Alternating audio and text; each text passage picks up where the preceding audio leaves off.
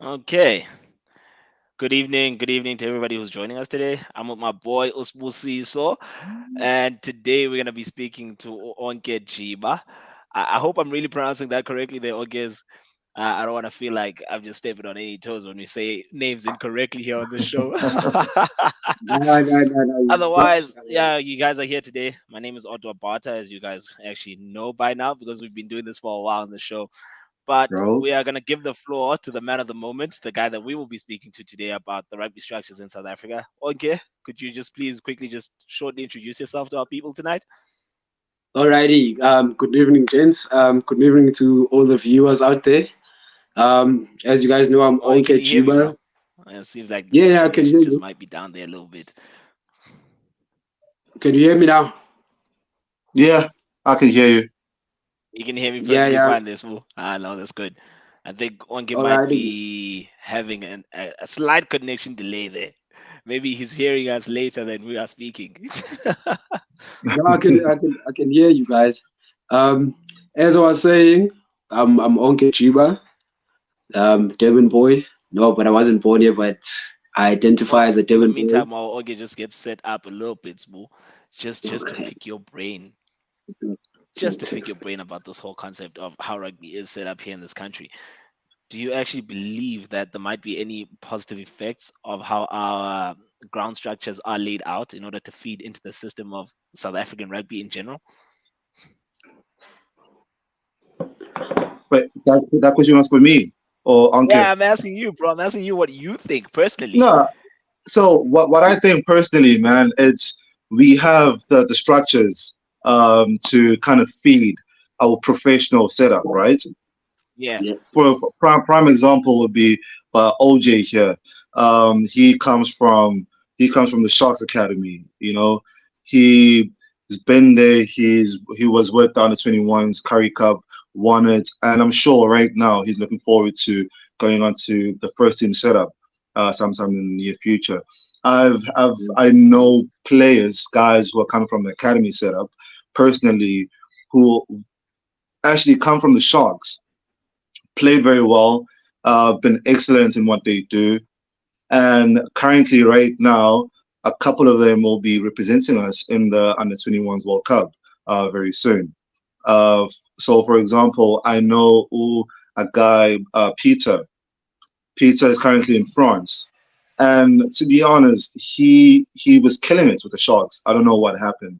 He was killing it in high school brilliant rugby. there. We look at the likes of Apelele Fasi, who was also part Ah, that's of a good player.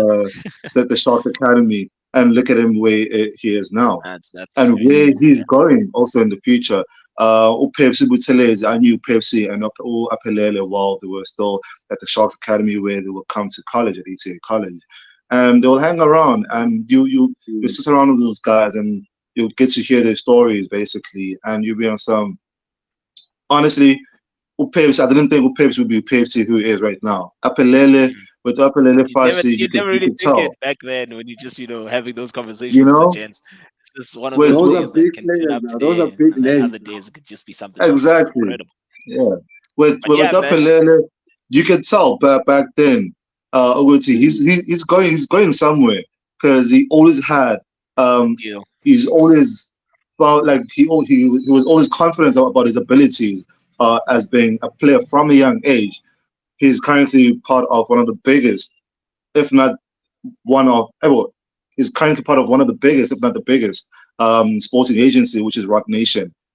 And I mean, we see it. And he is the future of SA Rugby, one of the players That's we true, call the bro. future of SA Rugby. That's true. And Definitely, to be definitely. honest, I don't know what OJ thinks because I'm sure OJ also, he's currently playing with players where he'll look at, and he also looks at himself and he's I'll be up there Yeah, you one day. kind I of don't know do see it what do like you that, think, of brother? course.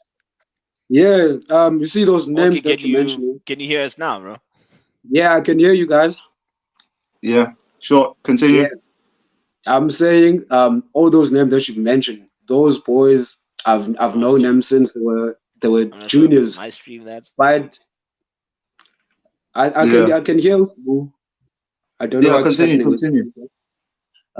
How do I So those think names. your connection? Yeah. Nah, I'm back up, man. So Can you hear me now? My mic is fine. But I'm not sure if I Yeah, can we hear can hear Onke you. properly. Can you hear him though? Yeah, continue, Yeah, continue, OJ. yeah. Those two names that you've mentioned. I played Craven Week with the Pepsi, and I played Mm, against Ufas. So those two names, starting from juniors, under 18s, going to the after school, the 19 Curry Cup, all played together. So now, the as we were talking about Craven Week, those are the stepping stones to you see them as they are now. It's because they first played Craven Week. Without Craven Week, they wouldn't be here. You wouldn't know yeah. those these names. It's because of the big tournament that gave them that platform to showcase their talent, so they could get big contracts. Yeah,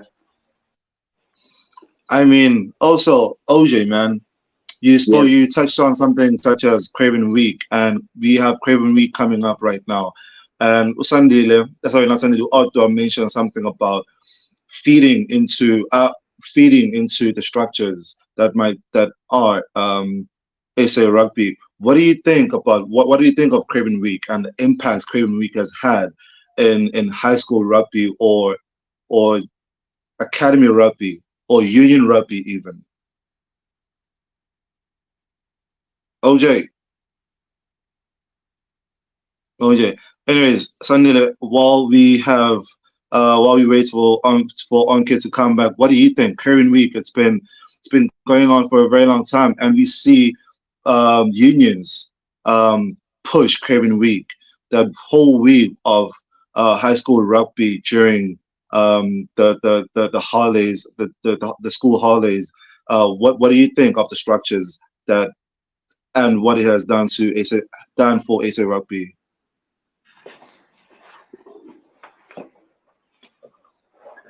Ooh, so much noise. Smooth, can you hear me? Yeah, I can. Yeah, bro.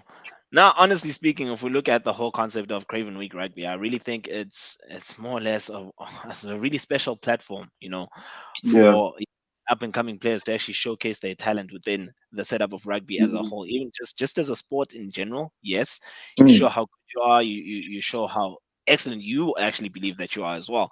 But within that whole setup, there's always a divisional break as to what we see can be joined to something else. So there's a bigger picture besides just the rugby being played in Craven Week. So to see mm, those boys go into that knowingly and fully knowingly that this is what is expected of them and still dealing with that mentally, it yeah. makes them so strong. Their fortitude about it becomes so solid, Yeah, and they create this idealistic picture of who they are in a rugby jersey. And it's brilliant to see, man. I really think it's something that's great for this country as a whole because it kind of gives them the platform to showcase proper skill, and they enjoy it. Hence, it's been a yeah, success year after year, season to season. Mm, 100. yeah. Um, Yeah. OJ, um, you're back. yeah, I think I'm back online now. As I was saying, that was a beautiful question. I feel like Craven Week is the biggest tournament in the world. As you know, we've got some of the best junior rugby structures here in South Africa, thanks to Craven Week and our academies, junior academies. So Craven Week is a stepping stone for every player who has like potential to make it into pro rugby. And as I was fortunate enough to make it from Craven Week to up the ranks under 19s, under 21s, and a few caps for the senior team. So yeah, it's doing what it's supposed to do. It's feeding the unions, it's feeding this national team. It's doing what it's supposed to do. That's why we have such a strong rugby nation, thanks to Craven Week. Yeah. Yeah. But also, Okay. yeah. No. Continue. Yeah, Continue. Continue, Otto. Oh yeah, I just wanted to build onto that, Smooth, because I'm thinking about it now. You mentioned the players such as Opepsi or Masunku, and mm, Fasi, and the fact that Onge here is also a Sharks graduate. Ah, guys, and one on Onge, I just figured this will be so Devon centered because in Kurmanet yeah, Devonites, all you guys know is yeah, Ebe Masolwan.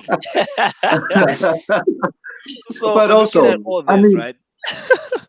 but I mean, we okay because okay. I just wanted to take it away from Durban. We look. Let's look at the Lions, right? The yeah, Lions team that went on to play back to back Super Rugby finals. That team yeah, consisted of a majority of guys who played Craven Week together, right? mm, They were all parts of the Yeah. rugby structures in high school also, right? That's true. Yeah. They went on to represent the Lions, which is why we also find that the Lions were so successful during the 3 year period. I think they played three finals in 4 years, if I'm not mistaken. Just goes to show If you, if man. I'm not, it Remarkable. was two back to back. They skipped a year and then they went on to play one more. The last one was John Ackerman's final season with the Lions, of which it was impressive. They played some of the best rugby during that time. And like what Uncle said, I think it's one of the best high school rugby structures in the world that you might find. Which is why also I think our schools, whenever they go overseas, they look forward to playing us, right? So if we go to New Zealand, those New Zealand teams look forward to playing the likes of Grey College, Power Boys, Northwood, your Glenwood boys, all those schools, just to name a few, you know. And it's been impressive of what we've been able to build when it comes to our rugby, and also what Urasi has been able to identify for that Springbok team to be successful. You know, taking it back to what we play best, taking it back to what we know best, how we play rugby best. You know, Man, that's true. so That's very yeah. true. But also, Anke, I know you also played. Like I said, I mentioned earlier, you played Curry Cup rugby under 21s. You won it. What was the motivation behind it? Well, how was the dressing room within that winning team?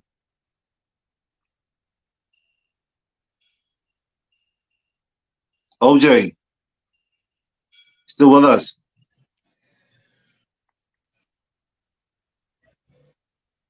Okay, I think we lost I OJ think again. I think we lost him again. It's He's dropping been and having starting. some network problems. He's Yeah, been in it's and out. dropping and picking Ju- up, dropping and picking up. It's just so Yeah, but strange. just to keep the conversation going, Audra, I've been calling you Sunday, man. I don't know Yeah. why. I Can keep you calling guys you hear Sunday. me? And Sunday appears. Man, it's um, crazy. I'm sitting here thinking, I'm wondering, is Paul really directing all of this traffic at me, or is Sadile really no, with him no, here? Maybe no. he's in the back office. We're not But really sure. back back to you, Audra, man. Like, what have your thoughts been, especially when it comes to SA rugby? Because we have seen New Zealand struggle in recent years. Ever since we left Super Rugby, we've seen Australia struggle. The national teams, I mean, struggle heavily ever since we left Super Rugby. What do you think might be like? I know I say we are the factor for that. Mhm. What are your thoughts regarding that?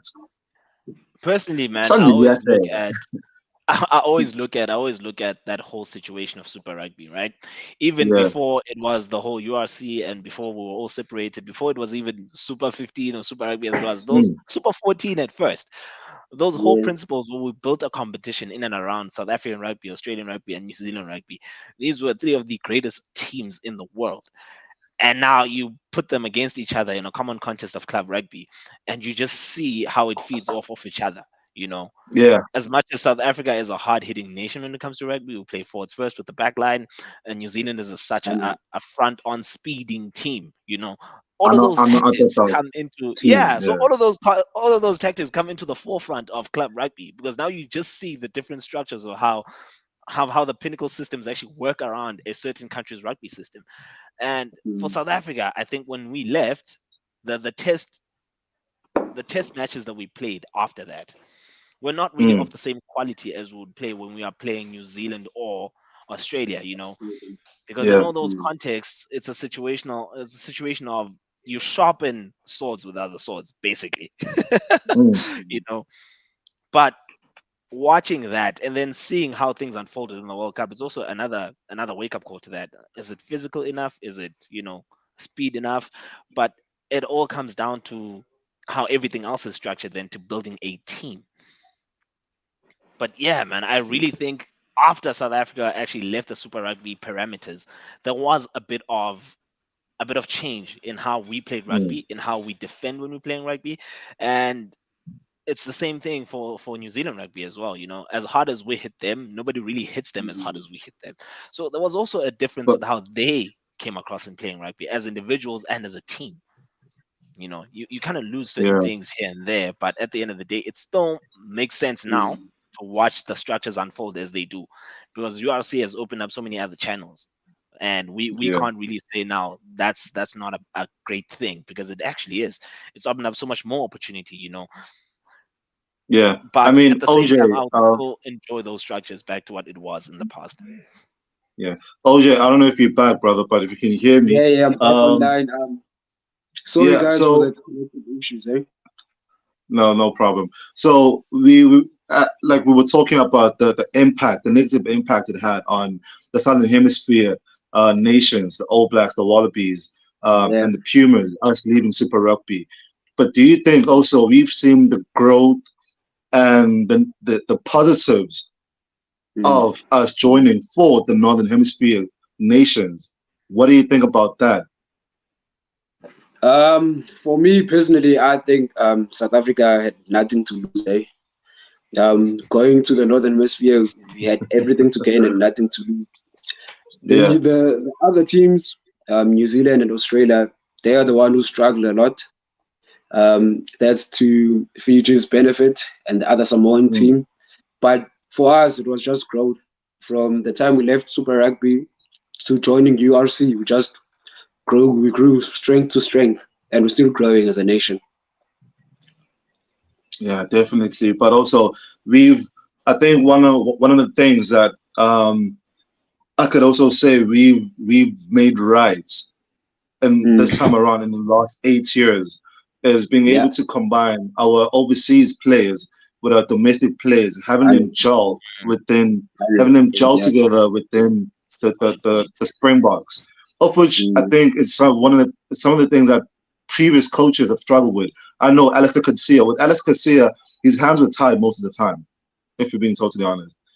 His hands were tied in the sense of whenever he picked a team full of overseas based players, Yeah. people had something to say. The public, always had something to say negative about that. You know, suddenly you hear. I'm sure you might have one or two words about that. I think I think the coaching culture and environments actually is the biggest thing that's actually helped the coming togetherness of Northern Hemisphere players and our players that play locally, because that's the most important thing a coach needs to first sort out is handling those dynamics and the quality and the philosophies of different clubs and managing it properly within the national structures, because that's what you started at a national camp or a camp situation. But guys, this is how we're gonna play. Forget what you play at your club rugby or what your coach tells you. This is a national team. This is how we play, Yeah, and you gotta come together and do it together as a team. If you're gonna come do your own thing, then stay playing your club rugby wherever you're playing. It's fine. We'll find someone better, either domestically or internationally. So I think that's always the important thing is understanding the conversation that coaches have with players in their squads and the type of players they pick. Because also we mustn't forget all those players that are playing overseas as overseas pros all come back from South Africa. So mm, some and Yeah. you would have had a muscle memory or some memory of, look, I've played with this guy either at Craven League, either at yeah. academy Mm. or under nines or under 21s. I've played with him, or even at first team, So that's the most important thing is remembering that connection you guys had back then. It's funny. It's funny you mentioned playing together from the junior ages. I know in previous shows that we have done, we have spoken about the fact that the Proteus boys, majority of them, play together. They've won a World Cup together. Actually, some of them, the likes of the Sauce, Kagiso, they've won a World Cup together. And then now Mm. you put them up there for the Proteus, the first team, the senior team, and they can do wonders. It's in them. They know the feeling of winning. And then Mm. we come to the Proteas, the Springboks, Pollard, Faf. Those guys were together with the under 20 boys, the baby Bogs. They've won a World Cup together. And now I'm missing a few boys who've won a World Cup with the baby Bogs and the Springboks together. Um, Umampimpi also. him and Lukanya, you see that there's a connection from a very young age in there. I'm sorry for my background noises, guys. Um, you see the connection of the fact that they've played together from like a very early age. You come back in the day, your Brian Abana, your Victor Matfield. Our Springbok team was full of players who played in a bull setup, that very successful bull setup, who went on to win and go to finals within the Super Rugby, which shows that we're doing something right in SA Rugby. You know, okay. Sorry to cut you short there. Okay. I feel like you see those players, overseas-based players that play for the national team. You get those leagues like the Japanese leagues, those leagues. Some of them they're actually weak, but you take a player who's on form and you take him to that side. Obviously, the player is going to perform and shine. And once you bring him back and you compete with the other top players, he might even struggle. But since our South African players, they know this, they've played at the highest level. Whenever they come back to do duty for the national team, they always put their hand up, they always perform. So it's a win-win situation. Some players, they go overseas and their careers are just fade. And some players, you take the side, they come back, they do the job for you. I feel like it's harsh though. You called the Japanese league weak. We've seen the strength of the Japanese league. You know, it's been coming up. It's been coming up in recent years. Like honestly, I take offense for them. I I take just want offense to. for I them. just want to understand one thing. If you guys are saying it's weak and it's not weak, what exactly are you comparing it to? No, the thing is, the Japanese league is made strong by the foreigners. So your New Zealand players, your South African players. Okay. Without those So, players, the league is a farmers league. It's nothing. It doesn't. I don't but OJ, even, I don't even OJ, watch. OJ, I don't even watch their games. I don't even wait, watch bro. their games. I won't lie.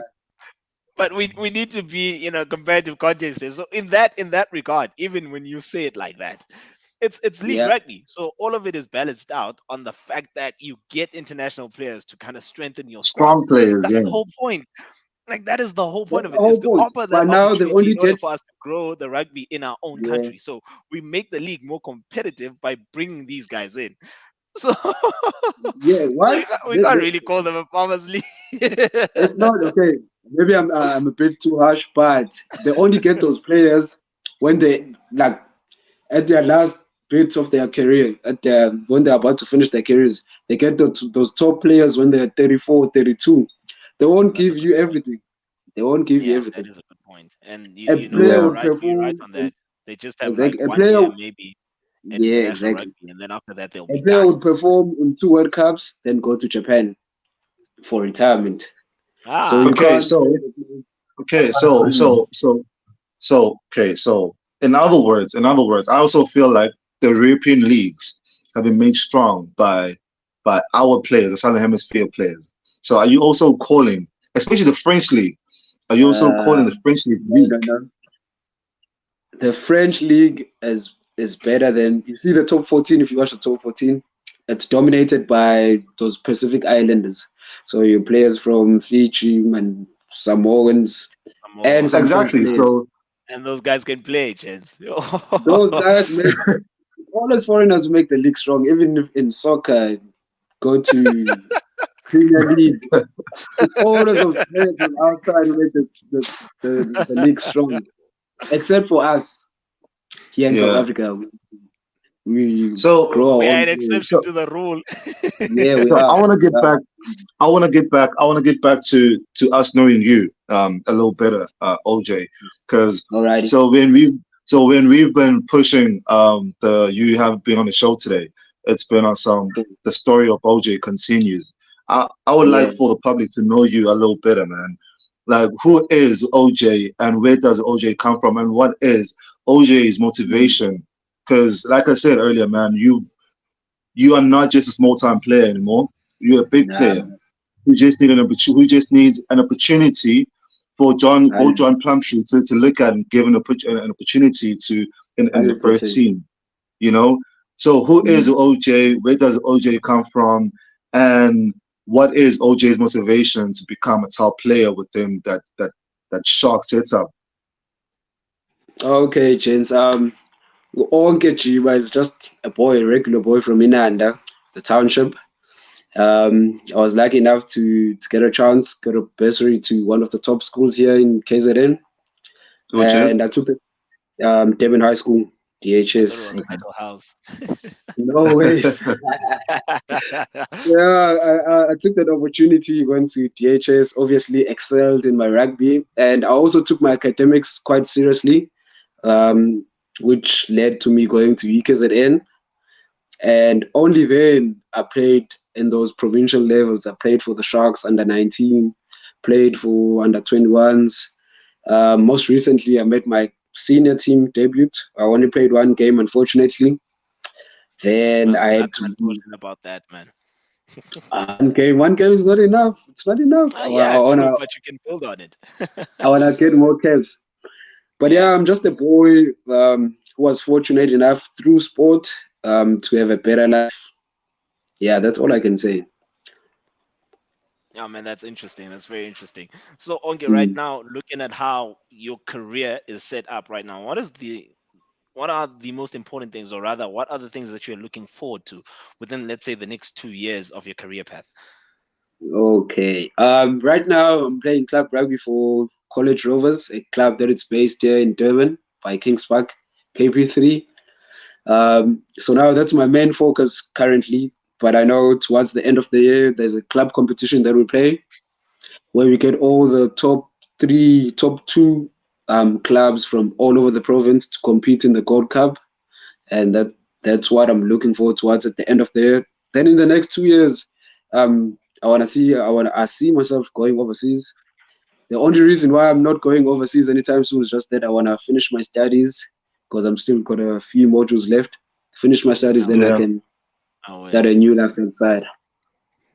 So you're ah, trying to man, tell me, exciting. so you're trying to tell me a team like Montpellier, if Montpellier came through right now, you won't be taking a contract. Oh, that's a tough one. That's a tough one. Yeah, because I If it's feel like you're limiting Montpellier, yourself. I if it's literally feel like you're Montpellier, limiting yourself. no, the But You're thing also at limiting the is, same yourself time, by you need to look saying, at the vision here. Like no, I'm Onge not. I'm is not. somewhat Yeah, putting that vision board that I'm looking at education and I'm also looking at rugby, but I'm trying to find a balance there.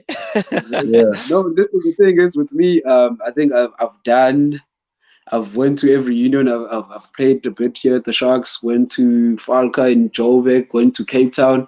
So yeah, in the SA, for at the moment, I want to finish my studies because I've seen what rugby can do for you. It can break you down mentally. Mm, It can take you down to dark spaces. But if you know that you've got something to fall back on, that's a lesson that I learned. So that's why I just want to finish my studies and get them over and done with. Then I can pursue when I know if it doesn't work out, doesn't work out. I won't even stress yeah. myself. okay. Yeah. Yeah, I mean, I'm sure, like myself, I also played high school rugby. Well, Yeah. I was never that good of a player. I was never that good of a player, but Ah, I was a soldier, right? I was a soldier. I yeah. always call players, I always That's all call you need. players who were team players. I always call them soldiers, right? A soldier Yeah. in the sense of, we would say, if you had to give him a job, if you had to be on something, go smash him, right? What I was was that I can player. do that. I was our that player. All right. Mm, yeah. If my coach was to be on some smooth, I need you to go smash him. I need him out of the game. You know, he Make is sure literally you the one player who's giving us trouble. You need to smash him. I would do it, right? I'll be happy. I'll be on some, okay, coach. How many minutes do smooth? I You have? do it within the rules of the game.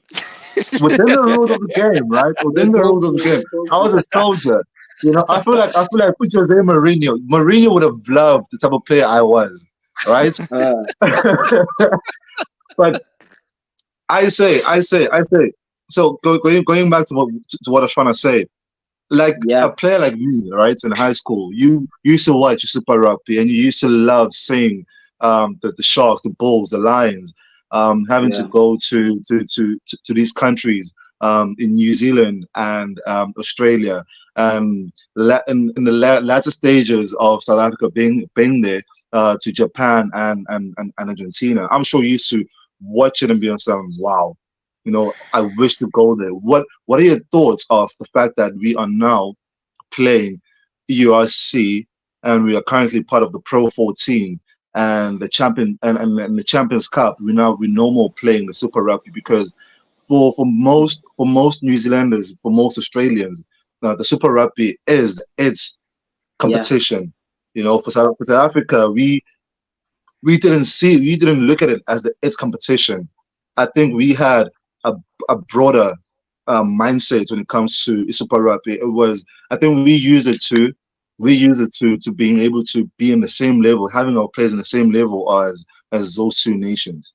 What are your thoughts as us now not being in there and now playing these European competitions? Because I know we spoke about the fact that we had nothing to lose, but as a yeah. player yourself, what are your thoughts? Well, I mean, as you said, when I was still in high school, I used to watch those early morning games. Like I'd wake up, watch the games that were played at 7 a.m. in the Mm, morning, New Zealand games, stay up at night, watch those Argentina games, those games that were played in Japan. So obviously, I also wanted to experience it, get to travel around the world. But when I look at it now as an adult, I'm saying those players would travel across the world and leave their families behind. I mean, it's mm. as much as you might see it as a nice thing, but it takes a toll on your body and your emotions as well because you leave your loved one behind. You travel for 14-hour flights to get to wherever you're going. So I feel like the URC is much better competition because you can go to, like, let's say Ireland, go to Ireland, you stay there for like 3 weeks or you stay there for a month. You play all the Irish team, then maybe go to Scotland, which is literally 4 hours away. Then you play all the other teams. I think we keep Then you losing come back. OJ. His network is The following buffering. month or two, those teams. Is there? Can you guys still hear me? Yeah. Yeah. No, yeah, Continue, yeah, bro. we can hear you. Yeah, as I was saying, it's much better that we're playing in the Northern Hemisphere now because you can go to Ireland, go there, play, like, let's say maybe you're going to play 4 teams, so you're going to stay there for a whole month. Then you come back to SA, Yeah, no, we keep Ireland, play maybe we two keep teams, then we come keep back to losing you, SA. OJ. Am I cutting? Can you hear me? Yeah, Yeah, we can hear you now. we can hear you now. Yeah. The connection is bad. I'm sorry. So yeah, it's better in terms of traveling because you can go to one country and literally the next country you're going to is not even a few hours away. It's literally next to that country. Then you come back to SA, all the other teams have to come to us. Then we get to host them. So it's much more convenient than Super Rugby where you had to travel to 4 different countries and Each which are far weekend. apart from each other. Yeah, That was true. Each weekend you're playing in a different location. That was quite exactly. insane Mm, about Super yeah. Rugby. That was the thing. This week it's New Zealand. Next week it's back home to South Africa. The next week it's Australia. It was just everywhere. But I mean, it's when you look at when we also look at the fact that obviously uh, our previous coaches like Henneke Meyer, I think Henneke Meyer would also struggle. He also struggled when it came to his players' fitness. So OJ spoke about fitness, the toll it takes, the traveling it takes, how traveling takes a toll on players. Henneke Meyer, when it came to the 2015 World Cup, that's one of the things he struggled with, which is why you saw the likes of Victor Medfield coming back from retirement to play, Farid Dupree, just so he could have players who are not traveling as much. Because I know when the Bulls were playing overseas, Victor wasn't playing that much, and then Farid Dupree was playing in Japan at the time, and Farid Dupree didn't travel to all those countries. He just played in Japan, you know. And then you found our fly half, man, our other fly half, Pinard, Ruan Pinard, sorry, Ruan Pinard. Nah, yeah, he didn't The travel as 910. much because, sorry, You run Vina, the 910.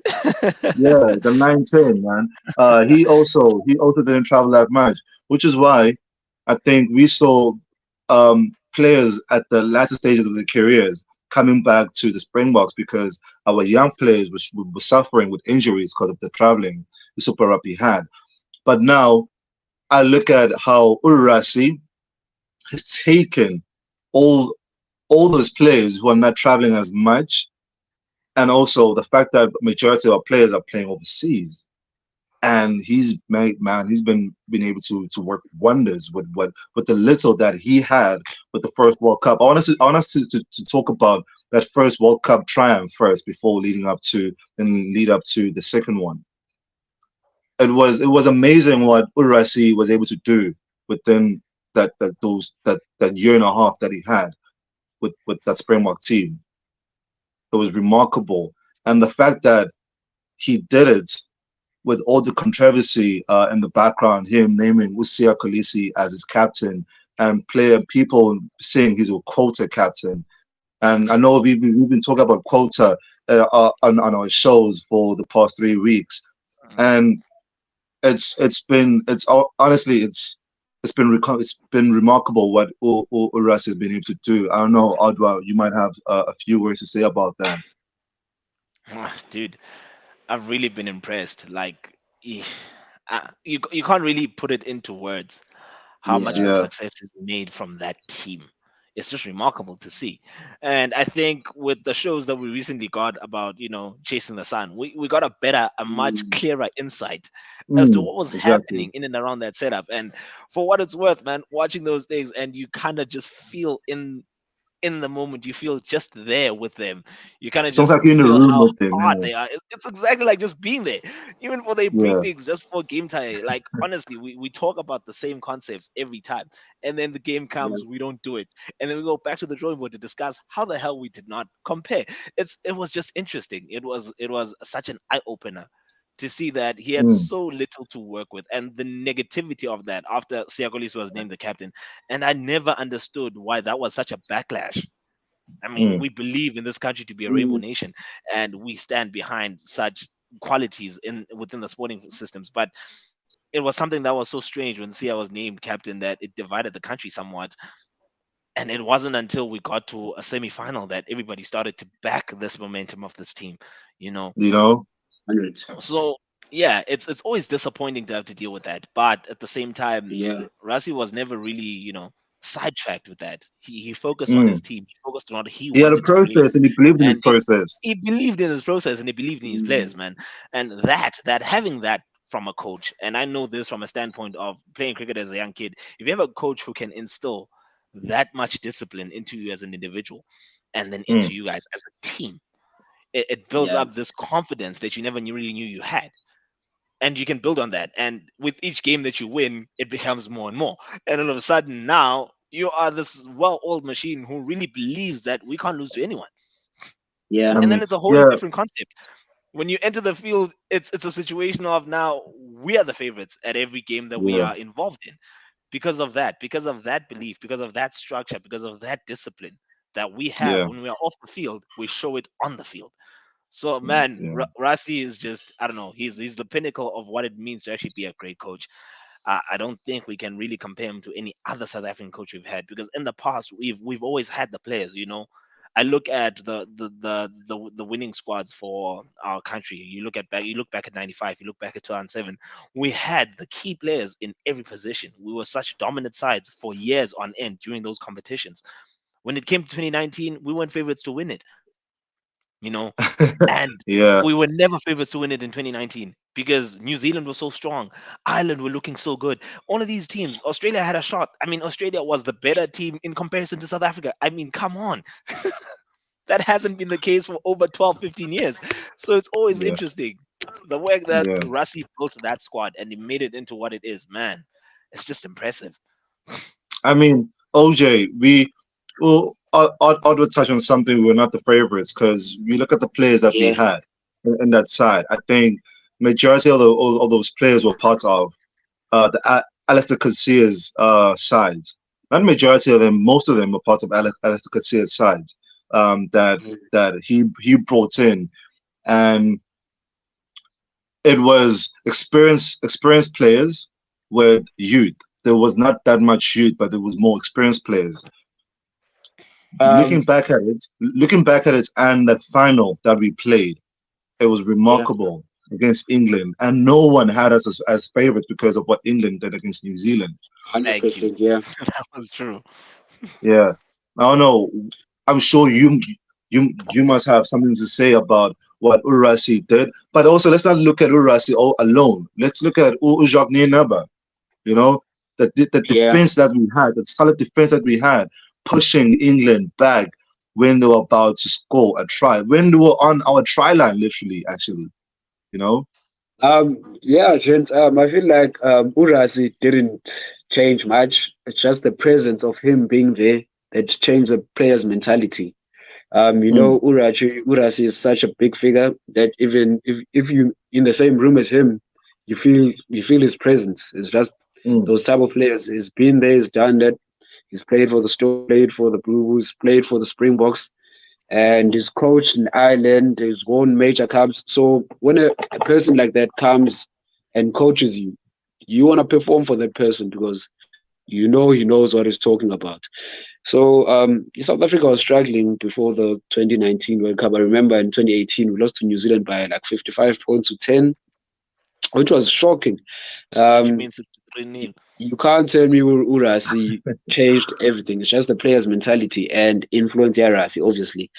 So yeah, he's a big figure. The players respect him and they listen to him and they play for him. So that's the whole mentality. Other coaches weren't backed as much as Urasi. Alistair Kutia struggled. All the other coaches before him, they struggled because the players didn't trust in them. So yeah. Urasi is just a big.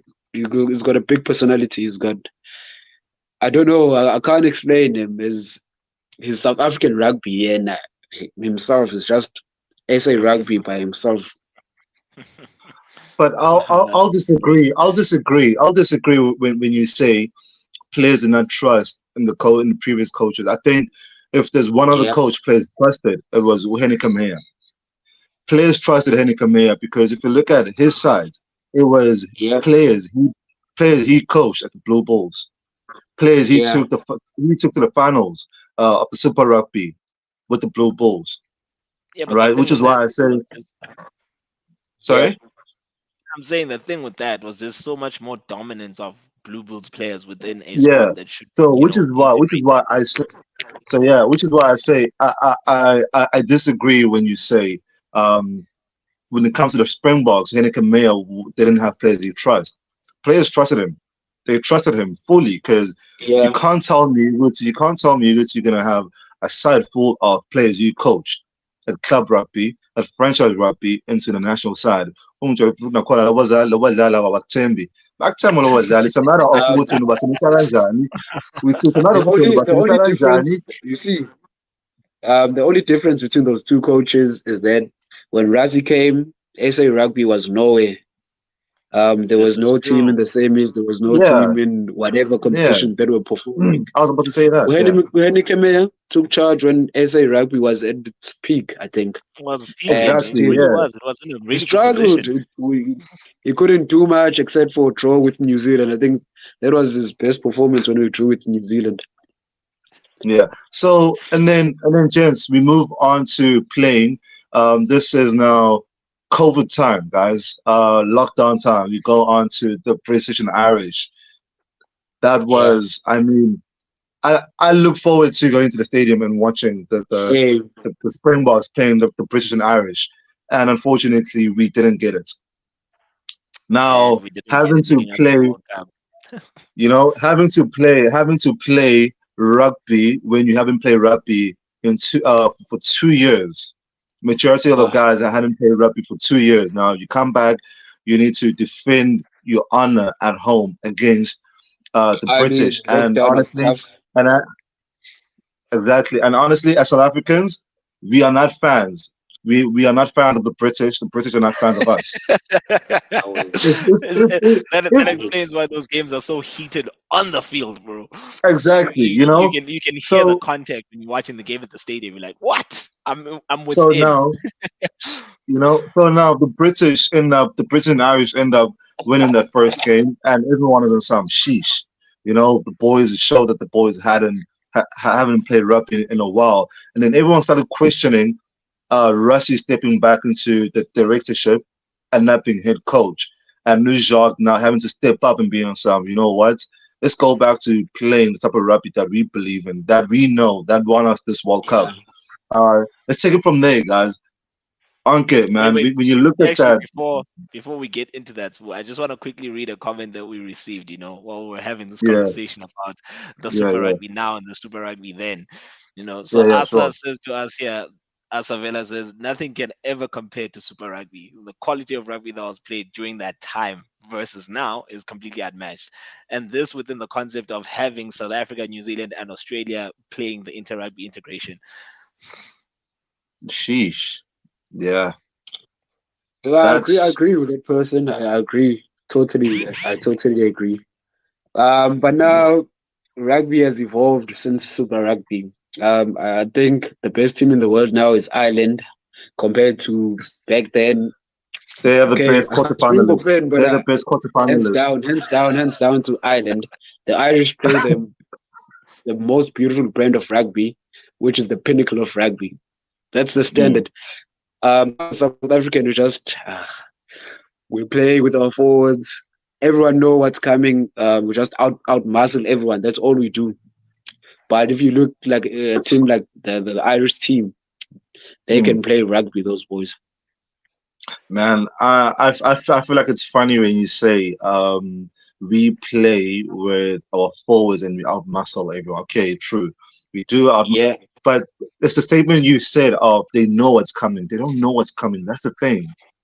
They don't know what's coming because if they knew what's coming, we wouldn't have lost. We wouldn't have won this World Cup, this previous Well, World they Cup. they know what's coming. Like, they know in what's this coming, but particular they can't comment, I stop I it. look at exactly. So in this particular comment, I look at the game between us and Ireland. So Yeah, we are what? I think we had a 7-1 split in that match as well. sure. Yeah, They knew what was coming. But the funniest exactly. thing is they really held us off. It was the most interesting thing about it. As hard as we hit, they hit us just as hard. And we lost in the context of those are the battles we should have won because of how we were set up. That's how we It ended up goes Mm. to losing the show game that we. because it goes to show that they were ready for that. Mm. Yeah. I'm looking forward to this test. I think it's in July here in Kings Park It's gonna be where very interesting, we play OJ. Ireland. It's gonna be a good test match. It really is gonna be a Sandile, good test. to bring you in this conversation. I don't know if our other panelists or the other team members will be joining us because we've it's just the three of us right now. We talk about the Ireland. I mean, I don't I rate their rugby. I rate what Owen's dad has done there. Come on, Farrell. His name, first name. Come on, guys, help me out. Help me out. Help me out. Owen Farrell's father, Karen's Ireland coach. What Owen Farrell has done, within Ireland, we should also take note to go to majority of the players who are part of that Ireland setup are Leinster's players.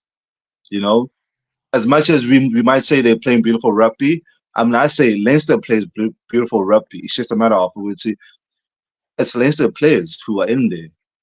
O'Farrell is just taking over from what someone else has been doing, which is why I say I call them the best quarterfinalist. Unfortunately, harsh as that might sound, I call them the best quarterfinalists. They are not the best You team in the world. We are the you're best team in the basically calling world. them Arsenal, bro. Basically, basically. I hear, I I hear you. think Guys. I hear what you guys are saying. Since we've won the World Cup, obviously we've got that. We yeah, entitled to that we're the best in the world. But the way we are playing, it doesn't show that. Nah. It's about trophies at the end of the day. It's about results. We are in a results industry. We're in it a is Yeah, results bro. industry. What do they have to Going show? back, Sorry? yeah. I'm saying In going sport, back to we your get you, comment you right? made But And we're the gonna about see in July when this we play argument is Ireland. valid, We're gonna see right? in Sorry, July when we sorry, play guys. If Ireland I'm who's the best. sorry, What's guys. up, Yeah, Musi? something you're about to say. I'm saying based on the previous comments you had about Hanka Meyer, how he bought in literally Springboks was the Bulls. It's the same thing that Ireland can afford to do because you probably find that the Irish head coach came from Leicester and went and coached there. So you got to remember there's certain relationships that we got to maintain in certain teams if you Mm, come from that team, because you wanna please the previous owners and play some of their boys and make them look good as if they're mm, producing players. And I think with Irish rugby, Anka, correct me if I'm wrong, but you'd say that they've developed and become a holistic squad in a sense where they're starting to understand how your Southern Hemisphere team plays because a lot of South Africans are playing in Ireland. So that connection and understanding is what makes them a bit better, or that's what made them one of the better teams going into the World Cup. And also, they've never won a World Cup. You mustn't forget that New Zealand and South Africa will always have exactly. that edge Yeah, where when it comes to World Cup, we know how to win it. Whereas Ireland know how to win Six Nations and all those other cups they have in there in Europe to make them look like those to small make them look cups. good. Exactly. And when they took on New Zealand, big ups to them, they smoked them. But when it came to and they beat us. Sorry, not New Zealand, they beat us. But when it came to playing New Zealand knows how to win the bigger games because they've been doing Yeah. it for almost 2 decades, if not more. And that's the Small. difference between a World Cup team and a Six Nation or Championship team. Mm, 100%. mm, I agree with you on mm. that one. Well said. Because Well said, man. you get teams like France that are always performing just before World Cups, but when it's time to actually play the World Cup, they choke and they don't perform at all. So yeah, it comes down to knowing how to win. Yeah. Yo, France. If there's one team, I feel like people overrated was France. Hey, if there's Yeah. one team everyone overrated was France. Yo, they really did. People Yo, overrated France leading up to the Yeah. World Cup. Hey, they wait, overrated France. Who did did they not France beat? beat? Wait, I think they let's beat talk New about Zealand in this. the opening game, Yeah, they beat East New right? Zealand, Yeah, they but beat New also, Zealand in but the opening also, game, and after that, but it just also, went wild. And I was like, why? I was about to, Why is like the focus so largely around this club and this team, this country, and they're really not that great though. I was about to say that the New Zealand team they beat was a team lacking confidence. If you're being totally honest, that team lacked confidence. The All Blacks team Mm, that they beat, right? Before but and it's after still the that, All Blacks. who did New Zealand? Who did France beat? Who did France beat? And when I say beat, they beat them comfortably. Where you're some, you know what? If France iba trapile, iba shaile. Yeah. Who did they beat, Uh, guys? There's no Comfortably. one whether we can think about now actually, because I think most of their South games leading up Africa to is the the World Cup were victim so of close. France the previous year. I remember I think they played England before the World Cup. I think they won by Yeah, about I one or think it two was the Six points. Nations and they beat also. Yeah, England. they won about 1.2 points. Most of the games was just always edgy stuff. Mm. It's just But I feel there like were before, games, there were games they won, which I think referee decisions were questionable even in those matches. uh, before the World Cup, France had like 20 games unbeaten. So they came into the World Cup with that much confidence that everyone was expecting France to win the World Cup. They had so much confidence because they were unbeaten for so long. You know. Gents, But it all also, comes but down to who also, can win the but tournament. also, in those games, in those 20 games, from the big six teams, Ireland, Mm. England, Australia, um, who else am I forgetting? The All Blacks. Who did they beat comfortably? Who? Because for us, we went to New Zealand and we beat New Zealand leading up to the 2019 World Cup. Let's not forget Yeah. that. Leading And up when to the we beat New 2019 World Cup, Zealand, was was it that not the 2019? year they slashed us 57 nothing? I think it No, was going no, into That the was no. the Yeah, it was year. leading up to the That was the year 2019 they World walked Cup. all over us. the Yeah, we previous won World No, the no, Cup. no. It 2019 was World the Cup. It 2019 was World Cup. No, no. yeah, but Before the 2019 World Cup, we went to New Zealand. We beat them. They came to us home. We drew. Remember? yeah, but I remember. I think the year of I said 2019, the year of the actual World Cup. I like what Asa is we saying here. we He's have a giving us comment here all the actually. Yeah, information here. Asavela, France is not overrated, James. they had everything going on for them leading up to the World Cup. Remember, World Cup they were also hosts, also beating New Zealand with whatever states is something big, something big. gents. That is true. Well, That true. is Yeah. true. Okay, And okay. Smooth, you can't really argue that point, given to the fact that you are also arguing that we beat New Zealand Okay. leading up to a World Cup. It's Yeah, something yeah. huge. It's always something. Which is Beating why New now Zealand, it doesn't matter I'm whether it's during agreeing the with World that Cup, Savannah. whether it's Yeah, outside I'm the World agreeing with. Cup. Beating New Zealand means a lot, bro. But I really think, I do believe 2019 was the year they smacked us 57 nothing. We went to a World Cup No, with very little confidence it going was in to Alistair win it. Conciesia. It was Alistair Conciesia Yeah, with the beat maybe it that might have said been before. 57 0. But in any case, it was there in and around that time, between 2017 and 2019. It was then when that highlight happened, and it was something huge that they beat us that much. It was considerate, and I was thinking, oh goodness me, where are we in this game? But we went into the 2019 World Cup with no hope to actually win it. And I remember saying to the guys I was working with back then, I remember after I watched the England game with New Zealand, I was Mm, like, we are gonna win next week. And the conversation around the table was, but how? I was like, these guys just played their best rugby this whole tournament this weekend. And by the time they get to us next week, they are long tired.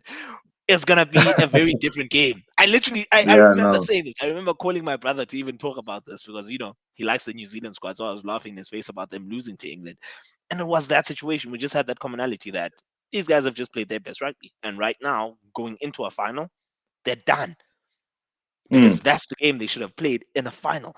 And I was like, yeah, yeah. man, but it's New Zealand, and New Zealand, you have to bring your And best against New then Zealand. It doesn't matter. and then and then we fast forward to 2023 World Cup in France, South Africa. 1 point against France, 1 point against England. We go up, and then everyone knows something. We are done. We are done. We are done. We are not gonna be able to do it again. And then, bro, 1 point OJ, against New Zealand. it was 1 point against New Zealand, and I was watching, and I was watching the All Blacks documentary where Aaron, Aaron is on some. When I scored that try, I was on some. We are done. We are winning this World Cup. Mm, I I was deflated with mean, it. the box that they did, what they did was, even I was shocked. Every game, okay, I wouldn't say I was sober every game, but oh, I watched it on repeat. I watched the games on repeat, and I was like, oh, I don't know how we pulled that off, but we did because we played as a Yeah, team. Oh, chance. That it was penalty beautiful. against who was this guy? Against Colby for that deliberate knock Mm. on and Maunga kicking. I'm thinking it's about 43 meters out and the angle was perfect. I was like, there's no way he misses this. And it hit me. There's 5 minutes left, bro. All these guys have to do is Yeah, hold so us for, edgy.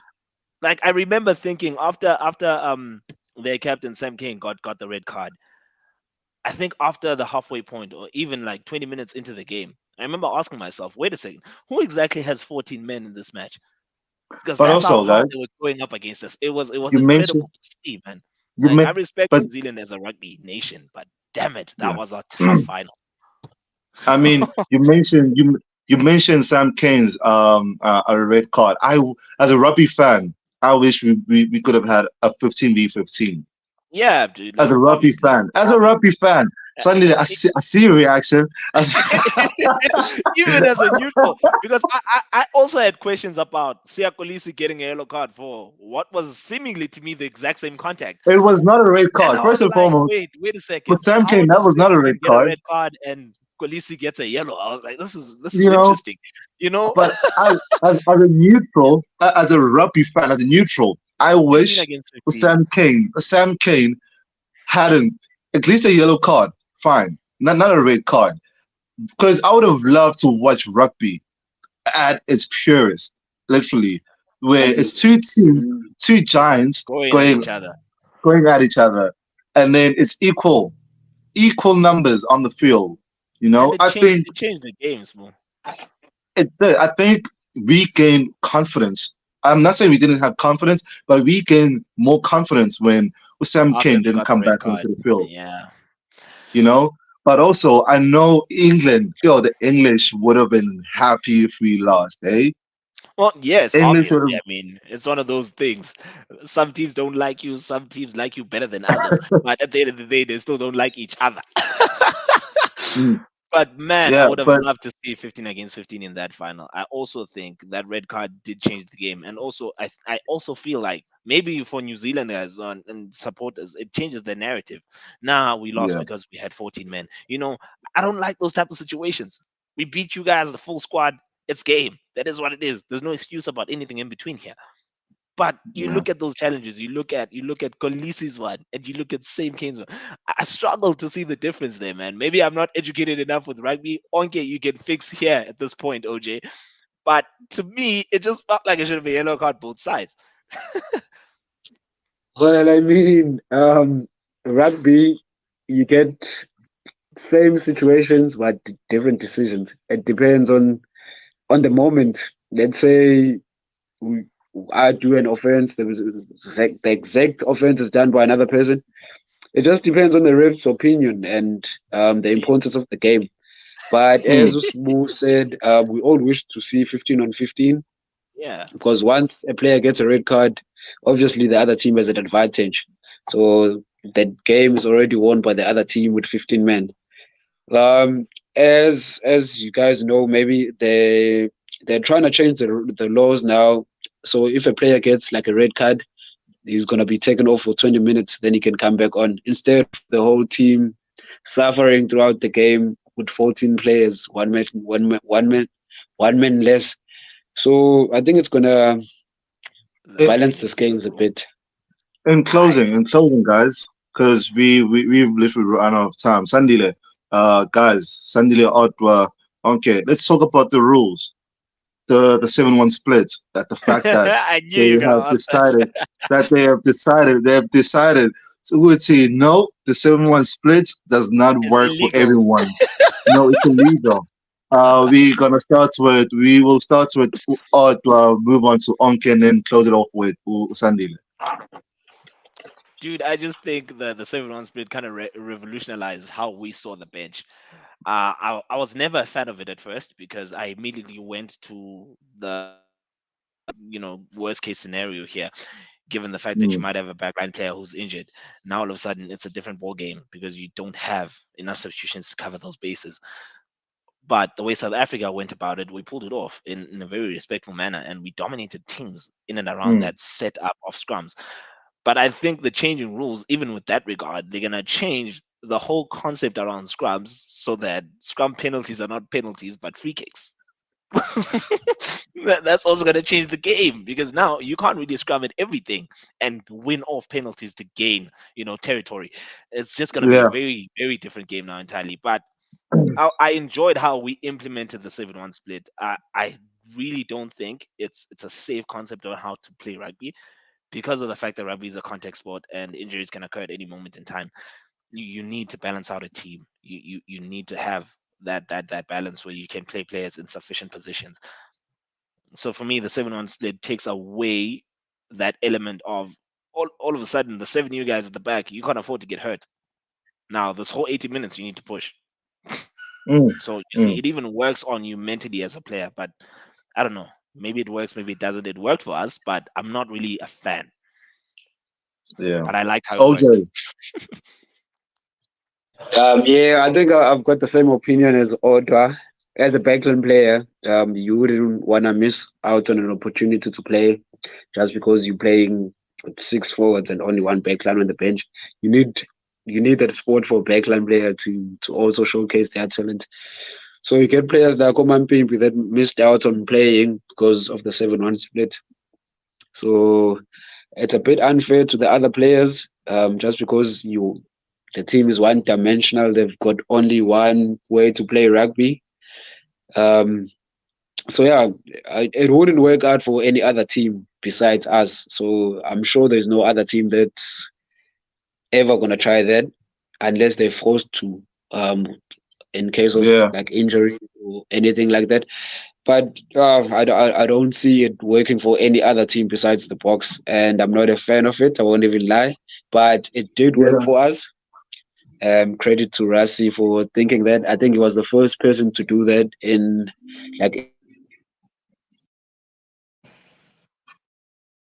it became a thing because I saw the Blue Bulls also tried it after that, and yeah, But eventually, with the new laws, I'm sure they're going to ban that as well, because you can't only have one backline player. That's the whole reason of having a bench, so that players can get an opportunity to play. But now, if a player can't even make it to the match day 23, so that player is disadvantaged already. So yeah, I hope it doesn't happen again, and we find a way moving forward. That's well said, OJ. I really do side with you on those calls. Sandile, your take? Sandile, Sandile, I'll your start with take, you brother. guys. I'll start with you guys. And for me to agree with Otto today, it took a lot to say I agree with Otto. Um, but I agree with OJ and Otto's statements. And my biggest thing, I think OJ, the having that 7-1 split with the way Rassi coached, he had a very versatile squad where certain players can play in certain positions. I think that aided him in proving that the 7-1 split works for him and that he can do it because he could put a Fafa to go play at wing, Peter Steph to also go play at wing. So he had the players within his forward pack to cover backline positions. I think that versatility helped him a lot where I don't know if you guys remember in Chasing the Sun where you could have Chase also playing at 10, you know. So that versatility and that mentality that Rusty has instilled in the box went a long way in them understanding the role also before the World Cup. But you might just sit and miss a whole game. You're not even gonna make a 23-man match day squad. So it's just that understanding where it might work for Rusty, but it might not work with another coach that comes into the Springbok structures because they feel like they don't buy into their philosophy and they change the whole coaching philosophy and structures within the box squad. So I think it works for Rassi and Jacques. I don't think it'll work with any other Springbok coach or coach around the world. Well said, yeah, Dev. I mean, guys, yeah, well said. But I signed with Sandile when you said another coach, if another coach had to come in and try and coach and not have the 7-1 splits, no one else would trust him in. I feel like if you feel like people are gonna be judging you in the way you coach, man, everyone is gonna judge you. You're just lacking confidence in the way you coach and the way you proceed to go forward. Yes, us, the public, are going to say, why aren't you doing things the South African way? But now you might have your own way of trying to move us forward as a nation, rugby wise, or as a team of players and show us a different way of doing things, you know? But all in all, guys, that's me. But I feel like we were from the get go, we've always been the talk of the town. Where um, Rugby Union, and whenever we did something, when Rugby decided to become a water boy, there was some no, only certain people are allowed to be water boys, you know. And then now with these rules such as the 7-1 split, we did that. Everyone started complaining, and always, as much as I give England some stick, it's usually England who has a problem with the way South Africa does things. Whenever we do things, England always has something to say. When we made Usia Kolisi captain leading up to the 2019 World Cup final, they had Usia Kolisi. Everyone was Rusty should bench Usia Kolisi. If you look at Usia Kolisi's stats leading up to that final, Usia Kolisi had one of the best stats in the World Cup. Off the ball, tackles made, meters, meters gained also with the ball, line breaks.